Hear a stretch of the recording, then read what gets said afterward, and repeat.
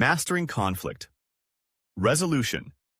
A guide for African leaders and managers. Conflict is an unavoidable part of leadership. Whether you're managing a business, leading a team, or running an organization, disagreements are bound to happen. But here's the secret. Conflict isn't the problem. Poor conflict resolution is. Many African leaders struggle with managing disputes because our workplaces are often influenced by cultural expectations, hierarchy, and respect for authority. Sometimes people hesitate to speak up, or they express disagreement in indirect ways. This makes effective conflict resolution a critical skill for leaders who want to build strong, unified teams. So, how do you turn workplace conflicts into opportunities for growth instead of allowing them to create division? In this video, we'll explore practical strategies for resolving disputes and fostering a culture of collaboration and respect. Before we begin, if you find these insights useful, hit the like button and subscribe for more leadership tips. Chapter 1. Understanding conflict. It's not always a bad thing. Most people see conflict as something negative, but conflict isn't always bad. It can actually lead to innovation, stronger relationships, and better teamwork if handled properly. Conflicts usually arise from miscommunication. People misunderstand each other's intentions or words. Differences in values. Cultural or generational differences lead to disagreements. Competition for resources. Teams fight over limited budgets, space, or attention. Personality clashes. Some people naturally don't get along due to different working styles. Story time. A tech startup in Kenya was struggling because two of its co-founders kept clashing. One wanted to expand aggressively, while the other wanted to be cautious with spending. Their conflict almost tore the company apart, until they sat down, had a structured discussion, and realized they were both fighting for the same goal, just from different perspectives. Lesson: conflict often comes from passion. The key is channeling that energy into problem-solving instead of arguments. 2. The power of open communication. Many workplace conflicts fester because people don't talk about them directly. Instead, they complain to others, avoid the person, or let frustration build up. This is dangerous because unresolved tensions eventually explode into bigger problems. Encourage open, honest communication. Set up structured meetings for people to air concerns. Use I statements instead of blaming, I feel, instead of you always. Story time. A restaurant manager in Lagos noticed that her kitchen staff kept making small mistakes that were frustrating customers. Instead of shouting at them, she called a meeting and asked, "What's making it hard for you to do your job well?" It turned out the real issue was a lack of clear instructions, not laziness or carelessness. Once communication improved, the mistakes stopped almost overnight. Lesson: conflict is often a symptom of deeper problems. When leaders create an open space for discussion, small issues don't turn into big fights. 3. Emotional intelligence, the leader's secret weapon. In moments of conflict, emotions run high. People feel attacked, unheard, or frustrated.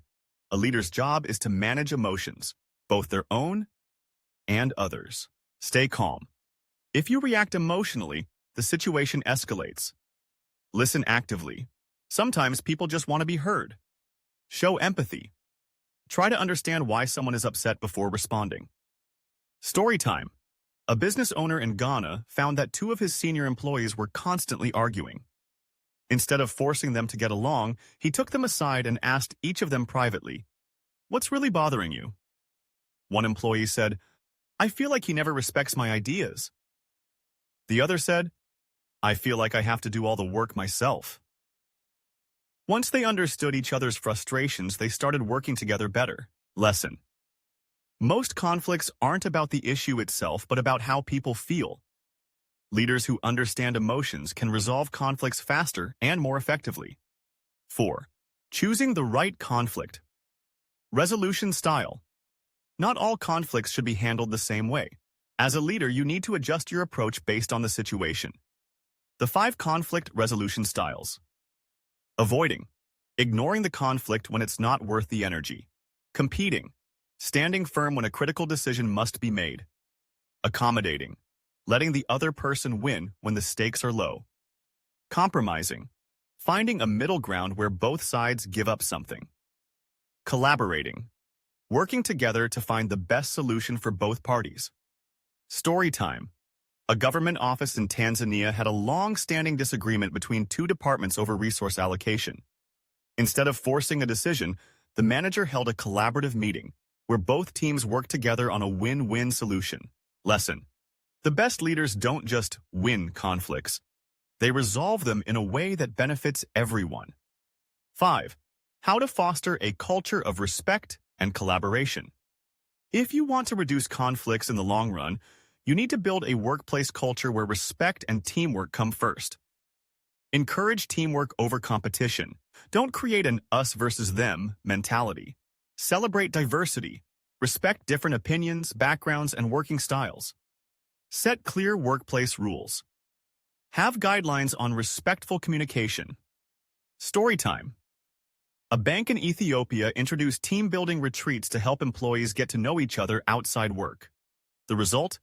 Fewer conflicts and better teamwork. Lesson. When people trust and respect each other, conflicts become easier to resolve. 6. When to bring in a mediator. Some conflicts are too serious or personal to handle internally. In these cases, it's smart to bring in a neutral third party to mediate. If emotions are too high, a mediator can calm the situation.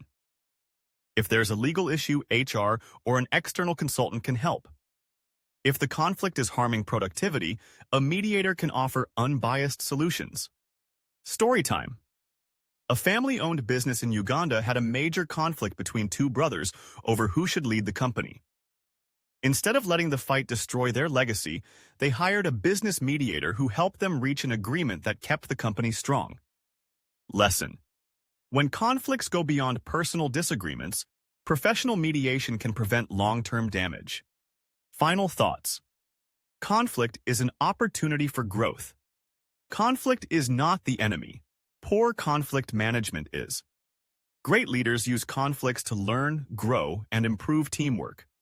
Emotional intelligence and communication are the most powerful tools for conflict resolution. If you want to be a stronger, more effective leader, start viewing conflicts as opportunities rather than problems. If this video helped you, hit the subscribe button for more leadership insights. Turn on notifications so you never miss an update.